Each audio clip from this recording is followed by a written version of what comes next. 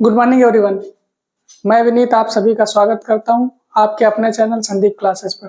जैसा कि आप सभी को पता है एग्जाम डेट आ गई है, 27 से एग्जाम है आपके। जिन लोगों के एग्जाम है उनको थोड़ा कम टाइम मिला है, लेकिन जिनके अगले फेज में एग्जाम है या फिर आने वाले लास्ट दिसंबर या फिर जनवरी में, उनको आप काफी टाइम है, अभी 1 महीने का अप्रॉक्स टाइम है। वो लोग तैयारी अच्छी और अपनी कर सकते हैं। ऐसा नहीं है कि रेलवे जो पेपर आते रहते हैं तो डिफिकल्टी लेवल लगभग सेम रहता है, थोड़ा बहुत वेरिएशन तो सेट वाइज होता है, तो इसलिए उसमें परेशानी वाली बात नहीं। ये लोग कहते हैं कि अगर टाइम ज़्यादा होता रहता है तो उसका डिफिकल्टी लेवल बढ़ता रहता है, ऐसा नहीं है। मैथ का जो डिजिट वगैरह चेंज होते रहते हैं, बाकी सोल्यूशन में आपका सेम रहेगा। साइंस में कहाँ से बाहर से पूछेंगे एनसीईआरटी से ही। और जैसे रीजनिंग की बात रही तो उसमें भी अपना डेटा वो चेंज करके पूछते रहते हैं, इस वजह से परेशानी वाली कोई बात नहीं। जिनको टाइम है सफिशियंट, उन्होंने अगर पढ़ाई नहीं की तो 1 महीना टाइम है भी उनके पास, पढ़ सकते हैं। और जो जैसे जिनका पता कैसे चलेगा कि आपका एग्जाम अभी है रिसेंटली 27 के बाद है या फिर, तो उसके लिए आपको डेली अपना एनरोलमेंट नंबर, जो रजिस्ट्रेशन नंबर है, वो डाल के चेक करना पड़ेगा। अगर आप कुछ भी बता रहा है, अगर कुछ नहीं बता रहा तो इसका मतलब आपका एग्जाम शेड्यूल नहीं है। अगर कुछ बता रहा तो समझो आपका उस दिन एग्जाम शेड्यूल है, तो इस वजह से वो डेली चेक करना पड़ेगा आपको, तभी पता चल पाएगा। तो आप अगर अच्छी पढ़ाई, जो अगर कोई भी दिक्कत रह रही तो उसको और भी अच्छा कर सकते हो, अभी उतना टाइम है। तो स्टार्ट करते हैं आज की क्लास को। आज की क्लास और भी बेहतर होने वाली। अपने दोस्तों में शेयर भी करिए और चैनल को सब्सक्राइब भी करके रखिएगा। तो स्टार्ट करते हैं। जो फर्स्ट क्वेश्चन आज का है, क्वेश्चन नंबर फर्स्ट है, न्यूटन मीटर स्क्वायर पर केजी स्क्वायर की इकाई है। ये न्यूटन मीटर स्क्वायर, ये ऐसे लिखा है, न्यूटन मीटर स्क्वायर पर केजी स्क्वायर, ये किसकी इकाई है? देखो इसके बारे में, इसके जो पीछे की बात है वो समझो। जो F बराबर G m1 m2 upon R square. m1 और m2 द्रव्यमान है, पिंडों के द्रव्यमान है। जो m1 m2 है ये पिंडों के द्रव्यमान है, पिंडों के द्रव्यमान है, आर उनके बीच की दूरी है।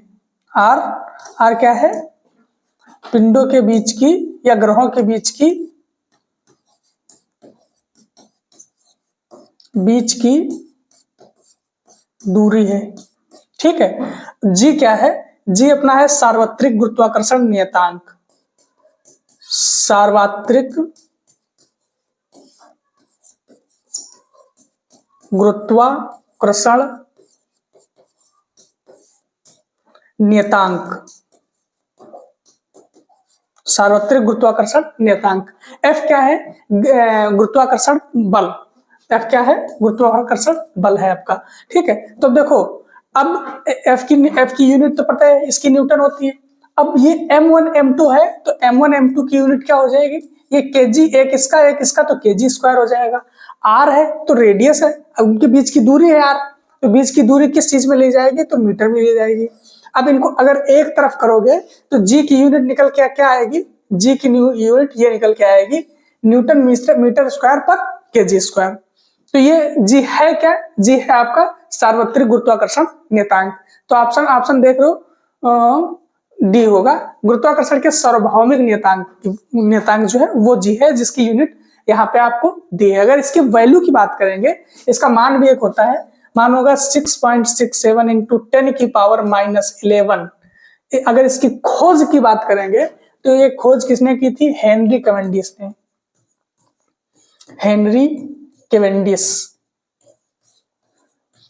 हेनरी कैवेंडिश ने इसकी खोज की थी, ठीक है। इसके मान की भी और सार्वत्रिक सार्वभौमिक गुरुत्वाकर्षण नियतांक भी, दोनों की भी।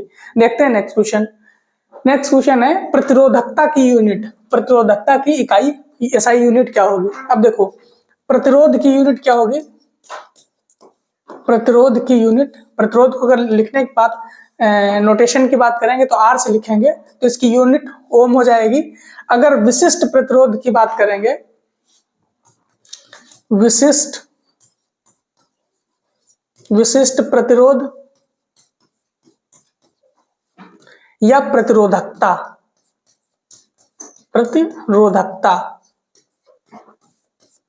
तो इसकी यूनिट हो जाएगी ओम और मीटर। ओम और मीटर। ठीक है, तो देखो जूल किसकी यूनिट होगी? जूल जानते हो आप, उष्मा की। उष्मा की अगर ओम मीटर की बात करेंगे तो ये किसकी हो जाएगी? प्रतिरोधकता की हो जाएगी। एम्पियर तो जानते हो आप, इसकी धारा की। धारा की यूनिट क्या हो जाएगी? एम्पियर। अगर ओम की बात करें तो आर, रेजिस्टेंस की यूनिट आर हो जाएगी। ठीक है, तो आंसर आपका कौन सा हो जाएगा? आंसर ए करेक्ट हो जाएगा, ओम मीटर। देखते हैं नेक्स्ट क्वेश्चन। नेक्स्ट क्वेश्चन है बल, फोर्स की एसआई यूनिट क्या होगी? बल की एसआई यूनिट की बात करेंगे तो सभी को पता है, बल की एसआई यूनिट न्यूटन होगी। अगर न्यूटन की बात करें तो अगर इसमें ये किसका कॉम्बिनेशन होगा तो ये होगा केजी मीटर पर सेकेंड स्क्वायर का। न्यूटन को केजी मीटर पर सेकेंड स्क्वायर को एक शब्द में अगर बोलेंगे तो न्यूटन बोल देते हैं, बट ये इसके अंदर की बात करेंगे तो केजी न्यूटन पर केजी मीटर पर सेकेंड स्क्वायर होता है। ये होता क्यों है? देखो अगर एफ की बात करें तो ये एम इंटू ए होता है ना। एम क्या है? द्रव्यमान है जिसकी यूनिट है केजी। अगर ए की बात करें तो ये एक्सेलरेशन है, त्वरण है। त्वरण की यूनिट क्या होती है? तो मीटर पर सेकेंड स्क्वायर होती है।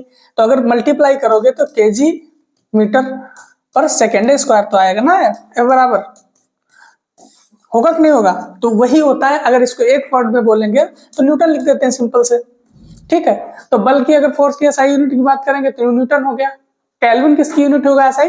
तो टेम्परेचर, ताप की केल्विन हो जाएगी। पास्कल दाब का, और वोल्ट का, विभवांतर का वोल्ट। तो वोल्ट किसकी हो जाएगी? विभवांतर। विभवांतर, पास्कल दाब, न्यूटन बल, केल्विन ताप। ठीक है, ये सारी चीजें आप अब लास्ट टाइम है, जितना आप एक क्वेश्चन पकड़ो सारी चीजें रिवाइज कर लो। देखते हैं नेक्स्ट क्वेश्चन। नेक्स्ट क्वेश्चन है पृथ्वी की भूमध्य रेखीय पर, पृथ्वी की भूमध्य रेखा पर किसी पिंड के भार की तुलना में ध्रुवों पर पिंड का भार क्या होगा? तो सिंपल सी बात है, हमने बहुत बार बोला है, आप भूमध्य रेखा से अगर ध्रुवों की ओर जाते हो तो जी का मान बढ़ता जाता है। जी का मान अगर बढ़ता जाएगा तो भार बढ़ता जाएगा, क्योंकि जो आपका भार होता है तो m इंटू जी, जी के मल्टीप्लाई में होता है। अगर जी बढ़ेगा तो आपका भार बढ़ता जाएगा। तो सिंपल सी बात है, ध्रुवों पर भार कितना होता है?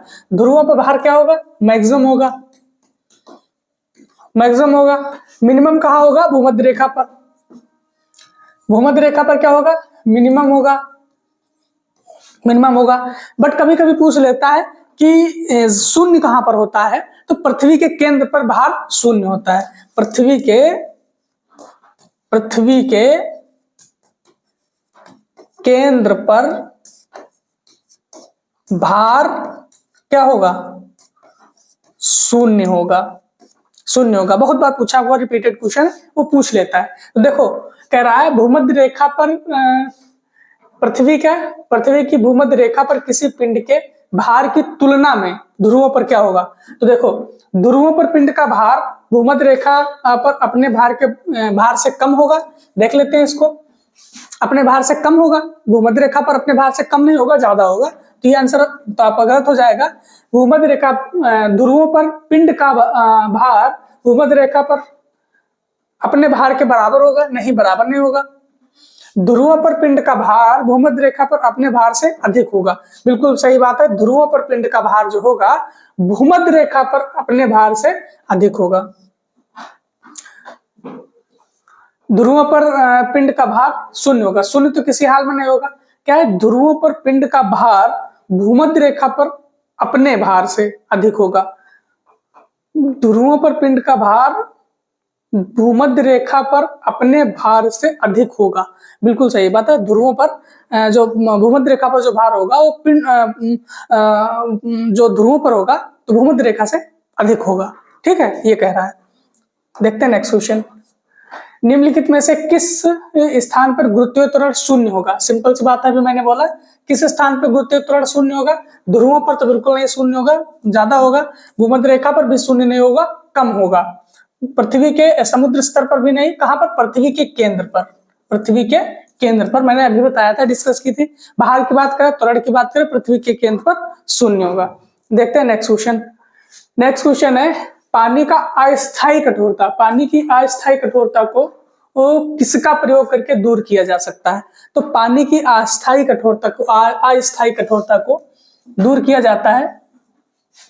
देखो किससे किससे, एक तो होता है जियोलाइट मेथड, जियोलाइट, ठीक है, आयन एक्सचेंज, आयन एक्सचेंज,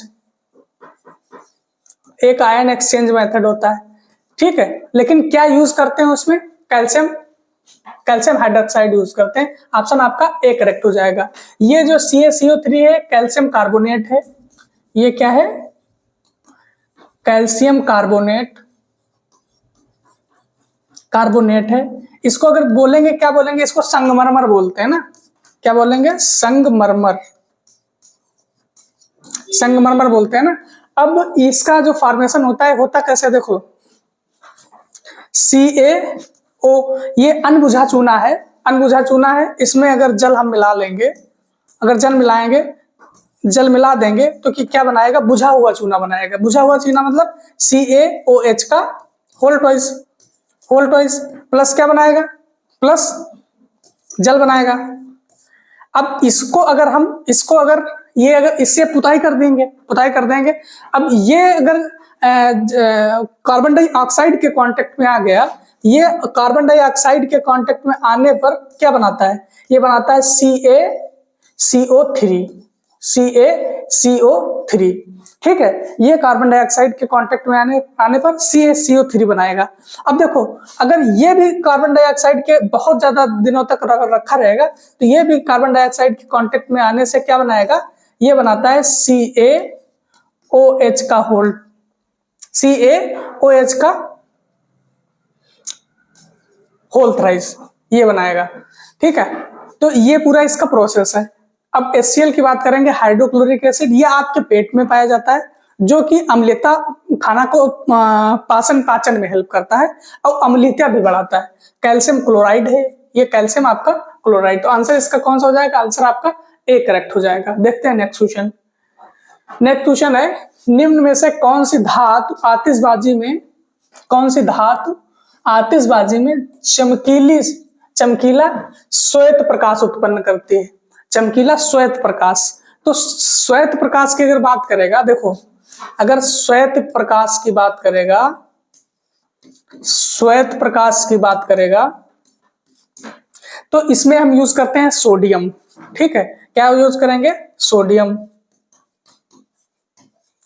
अगर बात हम करेंगे जो रेड कलर का, जो लाल कलर का आपका प्रकाश होगा, लाल कलर का, लाल कलर का जो प्रकाश होगा ये स्ट्रैंसियम की वजह से आता है। स्ट्रैंसियम, ये किसकी वजह से आएगा? स्ट्रैंसियम की वजह से आएगा। तो ये श्वेत प्रकाश कह रहा है तो आपका सोडियम आंसर हो जाएगा। Answer D is correct. देखते हैं नेक्स्ट क्वेश्चन। नेक्स्ट क्वेश्चन है milk of magnesia, milk of magnesia, इसको अगर मिल्क ऑफ मैग्नीशिया की बात करेंगे तो ये MgOH का होल ट्वाइस, MgOH का होल ट्वाइस, इसको मिल्क ऑफ मैग्नीशिया बोलते हैं। इसको एंटा एसिड भी बोलते हैं। क्या बोलेंगे? एंटा एसिड, एंटा एसिड। ये दुर्बल क्षार होता है, दुर्बल क्षार। क्या होगा? दुर्बल क्षार होगा, प्रबल क्षार नहीं, ये दुर्बल क्षार होता है। एंटा एसिड बोलते हैं, एसिडिटी को कम करता है, तभी इसी वजह से उसको एंटा एसिड बोलते हैं। तो मिल्क ऑफ मैग्नीशिया एक निलंबन है। क्या है ये? क्या है? Magnesium hydroxide. मैग्नीशियम हाइड्रोक्साइड देखिए कहाँ है?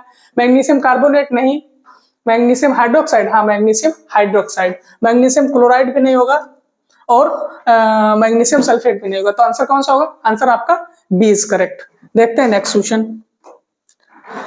नेक्स्ट क्वेश्चन है जल के पृष्ठ पर रखी गई एक ठोस सुई जल पर तैरती है, कैसे तैरेगी? अगर जल पर सुई तैर रही तो उसका तैरने का सिर्फ एक ही रीजन होगा, वो होगा सरफेस टेंशन फोर्स, पृष्ठ तनाव बल, पृष्ठ तनाव फोर्स के कारण ही तैरेगी। इसका और कोई दूसरा रीजन नहीं होगा। कभी कभी ये होता है कि ऐसे सुई डाल तो डूब जाती है, बट उसमें अगर हल्का ऑयल लगा देते हो, तेल लगा देते हो तो वो तैरती है। तो उसका कारण होता है पृष्ठ तनाव बल, पृष्ठ तनाव के कारण वो तैर सकती है। तो आंसर आपका डी करेक्ट हो जाएगा। देखते हैं नेक्स्ट क्वेश्चन। नेक्स्ट क्वेश्चन है जब दो प्रतिरोध R1 तथा R2 को समांतर क्रम में जोड़ा गया तो कुल तुल्य प्रतिरोध कितना होगा। देखो इसमें दो ही तरीके बनेंगे, या तो समांतर जोड़ेगा या तो श्रेणी क्रम में जोड़ेगा। देखो प्रतिरोध को दो तरीके में जोड़ेगा। नंबर एक श्रेणी क्रम में जोड़ेगा, श्रेणी क्रम। नंबर दो जोड़ेगा आपका समांतर क्रम, समांतर क्रम जोड़ेगा। देखो अगर श्रेणी क्रम में जोड़ रहा है तो उसको सीधे सीधे आपको जोड़ देना है। क्या आर टोटल क्या हो जाएगा, R1 plus R2 plus R3 dash dash जितना भी है आपका रेजिस्टेंस सब सीधे सीधे जोड़ देना है। बट अगर समांतर क्रम में है तो आर टोटल आपको निकालने के लिए जितना भी रेजिस्टेंस दिया है 1 बटे करके सबको जोड़ दीजिए। 1 बटे करके 1 बटे R1, 1 बटे R2, 1 बटे R3 जितना भी रेजिस्टेंस दिया गया है सब ऐसे जोड़ दीजिए। ठीक है, अब देखो यहाँ पे कह रहा है R1 R2 दो ही रेजिस्टेंस हैं और किसमें समांतर क्रम में जोड़े गए हैं, तो समांतर क्रम में जोड़े जाएंगे तो क्या समांतर क्रम में 1 बटे R टोटल 1 बटे R1 प्लस 1 बटे R2 समांतर क्रम में जोड़ दिए गए तो कितना हो जाएगा R2 प्लस R1 बटे R1 इंटू R2। ये 1 बटे R टोटल है ना, तो देखो 1 बटे है तो ये पलट जाएगा। अगर R की वैल्यू निकालेंगे तो R की वैल्यू निकालेंगे R टोटल तो ये पलट जाएगा, तो R1 R2 बटे R1 प्लस R2 ये आपका निकल के आएगा। तो देख लीजिए कौन सा आंसर है, R1 R2 बटे R1 प्लस R2 आंसर आपका ए करेक्ट हो जाएगा। ये सारी चीजें आपको करके जानी है क्योंकि एग्जाम में इतना ज्यादा टाइम नहीं होगा। आप जितना प्रैक्टिस अभी कर लोगे उतना फायदा रहेगा। वो 1.5 घंटे ही आपका मैटर करेगा कि आप डिसाइड करोगे कि आप कितनी मेहनत पहले की हो। देखते हैं नेक्स्ट क्वेश्चन। नेक्स्ट क्वेश्चन है निम्नलिखित में से कौन सा एल्काइन सजातीय श्रेणी का है, कौन सा एल्काइन सजातीय श्रेणी का पहला सदस्य है। तो एल्काइन सजातीय श्रेणी का पहला सदस्य जो होगा तो प्रोपाइन होगा, तो आंसर आपका ए करेक्ट हो जाएगा, प्रोपाइन होगा। ठीक है, देखते हैं नेक्स्ट क्वेश्चन।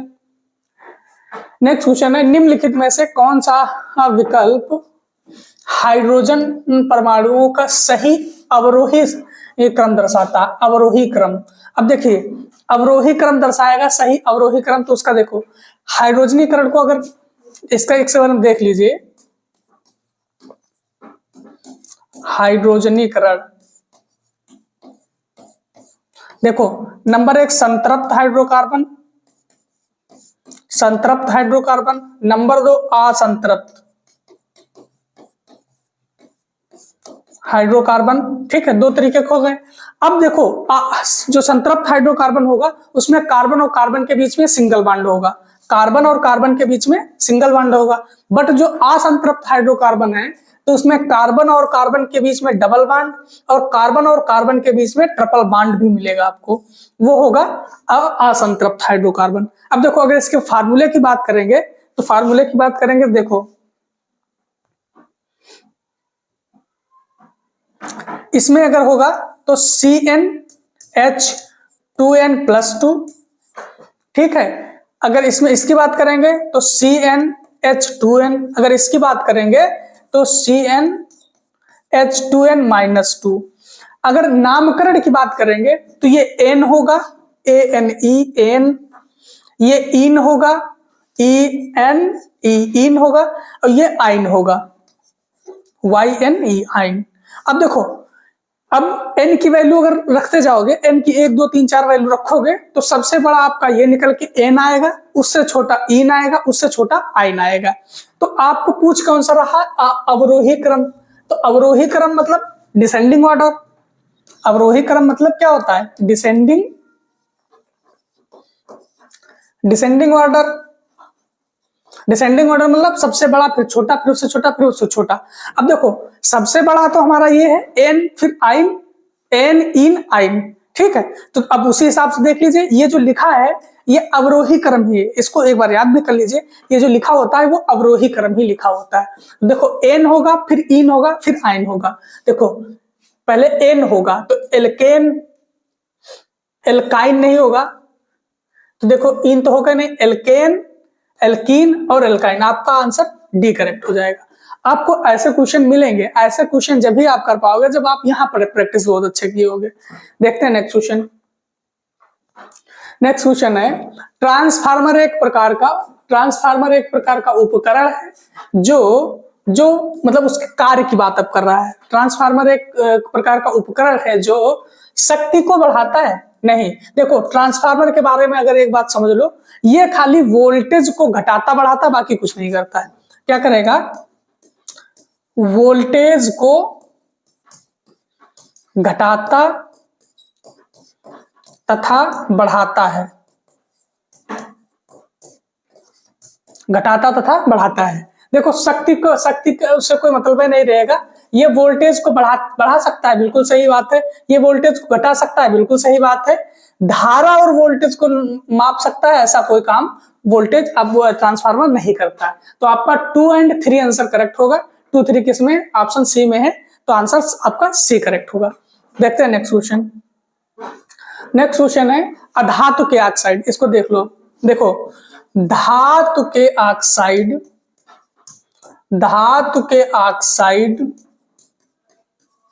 क्या होंगे? धातु के ऑक्साइड क्षारीय नेचर के होंगे। कैसा? क्षारीय। और अधातु के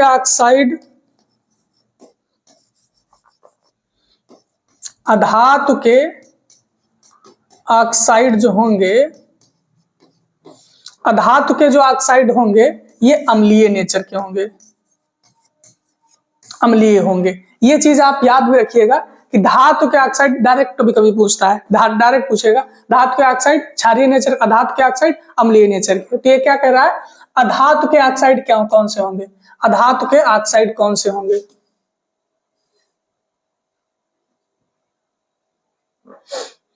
तो अधातु के ऑक्साइड कौन से होंगे?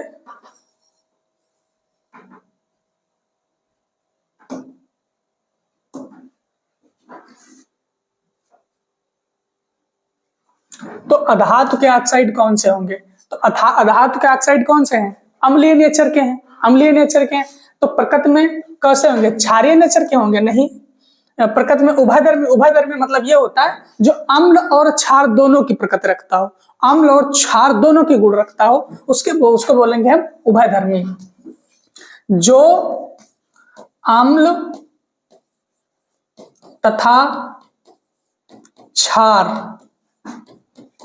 दोनों के गुण रखता हो, जो अम्ल और क्षार दोनों के गुण रखता हो, उसको हम उभयधर्मी बोलेंगे। लाल लिटमस पत्र को नीला कर देगा, तो लाल लिटमस पत्र को नीला कर रहा है तो इसके मतलब ये क्षार ही है। इसके मतलब क्या है? क्षार है। देखो आप पढ़ते हो BRB, जो बेस होता है रेड को ब्लू करता है, बेस होता है, क्षार होता है, लाल को नीला करता है। तो ये क्या कर रहा है? लिटमस पत्र, लाल लिटमस पत्र को नीला करता है, तो ये समझो ये क्षार है। तो क्षार तो है नहीं, क्योंकि अधातु के ऑक्साइड अम्लीय नेचर के होते हैं, इस वजह से प्रकृति में वे अम्लीय होते हैं। आंसर आपका ए करेक्ट होगा। ठीक है, देखते हैं नेक्स्ट क्वेश्चन। नेक्स्ट क्वेश्चन है शीतकाल में हैंड पंप का पानी गर्म होता है। क्योंकि शीतकाल में हमारा शरीर ठंडा होता है और अंतः जल गर्म प्रतीत होता है। ऐसा कुछ नहीं है कि हमारा शरीर ठंडा होता है इस वजह से वो गर्म प्रतीत होता है, ऐसा नहीं। पृथ्वी के भीतर का तापमान वायुमंडलीय के तापमान से अधिक होता है, ये बात सही है। अभी देखो आगे पढ़ो। पंपिंग क्रिया के घर्षण पैदा होता है जिससे जब गर्म हो जाता है, ऐसा भी नहीं, इतना भी घर्षण नहीं होता।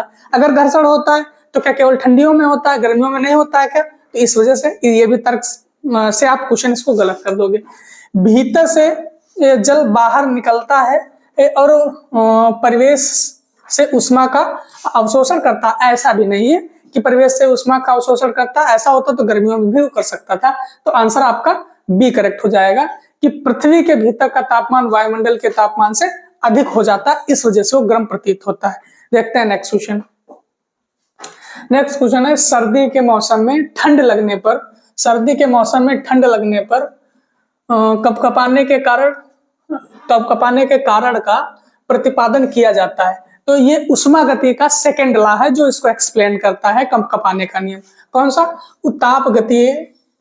तापगतिकी का सेकेंड नियम, तापगतिकी का सेकेंड नियम। Answer B is correct. देखते हैं नेक्स्ट क्वेश्चन। नेक्स्ट क्वेश्चन है विद्युत जनरेटर में विद्युत जनरेटर है तो विद्युत उत्पन्न करने है तो चालक को होती है क्षेत्र में घुमाने के लिए ऊर्जा प्रयुक्त होती है। देखो विद्युत जनरेटर जो है तो वे ये विद्युत और यांत्रिक जरूरत होता है। इसमें कुछ मिस है क्वेश्चन, तो उसको देख लेंगे, बट इसका आंसर आपका विद्युत यांत्रिक होगा। देखते हैं नेक्स्ट क्वेश्चन। नेक्स्ट क्वेश्चन है पृष्ठ तनाव किसके कारण पैदा होता है? पृष्ठ तनाव जब भी पैदा होगा तो ससंजन बल जब मजबूत होगा तभी पृष्ठ तनाव होगा। ससंजन मतलब कोहेसिव फोर्स,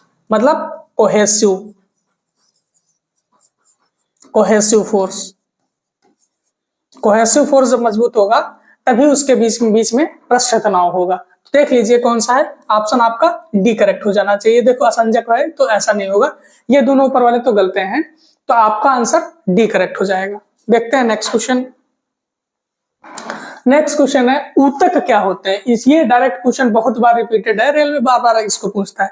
ये इसकी डेफिनेशन ये कार्य करने में और दिखने में समान होंगे तो समझ ये ऊतक होंगे। अब देखो कैसे, इनकी कोशिकाएं जो मूल रूप से समान होती, इतनी बात सही लिखी है, समान होती है परंतु दिखने और कार्य करने में भिन्न होते हैं। नहीं, कोशिकाएं भी समान होंगी और दिखने और कार्य करने में भी समान होगा। ठीक है, तो ये आपका गलत हो गया।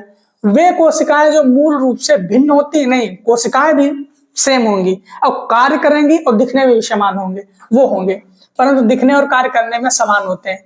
तो ये भी गलत हो गया क्योंकि कोशिकाएं कह रहा भिन्न होती है, तो ये भी गलत हो गया।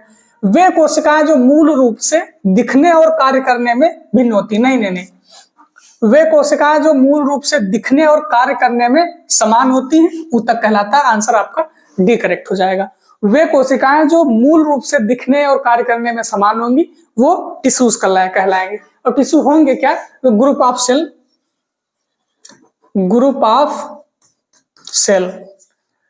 सेल्स का जो समूह होता है, जो कोशिकाओं का समूह होता है, वो ऊतक कहलाता है। ठीक है, देखते हैं नेक्स्ट क्वेश्चन। नेक्स्ट क्वेश्चन है जब किसी विद्युत उपकरण के टर्मिनलों पर 50 वोल्ट V बराबर है 50 वोल्ट का विभवांतर आरोपित किया जाता है तो उसमें 5 एम्पियर की धारा प्रवाहित होती है। तो I की वैल्यू कितना दे दिया? 5 एम्पियर प्रवाहित होती है। यदि विभवांतर को बढ़ाकर, मतलब ये V1 है तो V2 कितना कर दिया जाए? 110 वोल्ट कर दिया जाए तो उपकरण द्वारा ली जाने वाली धारा कितनी होगी? तो देखो इसके लिए हमको क्या करना पड़ेगा, धारा कितनी होगी? तो P बराबर VI आपको पता होना चाहिए। P बराबर VI, हमको धारा पूछा है कि धारा कितनी होगी, तो पहले P इससे निकाल लो। तो P कितना निकल के आएगा? वोल्टेज कितना है? 50 × 5 तो 250। अब फिर से P बराबर VI लगाओगे तो 250, वोल्टेज कितना दिया इस बार? 110 × I, तो ये इधर लाओगे 11, 110, ये I हो जाएगा, ये कट जाएगा तो इसकी वैल्यू आपकी कितनी आ जाएगी?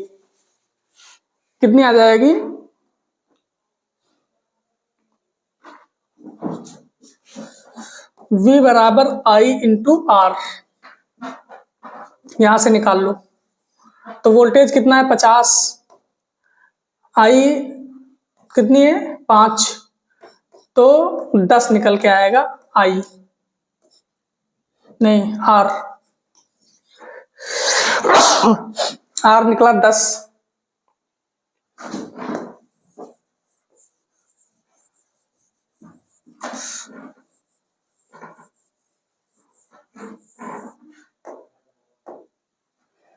R कितना निकल के आया? R 10 ओम निकल के आया, 10 ओम। तो क्या कह रहा है, हमको धारा कितनी बताना है ना।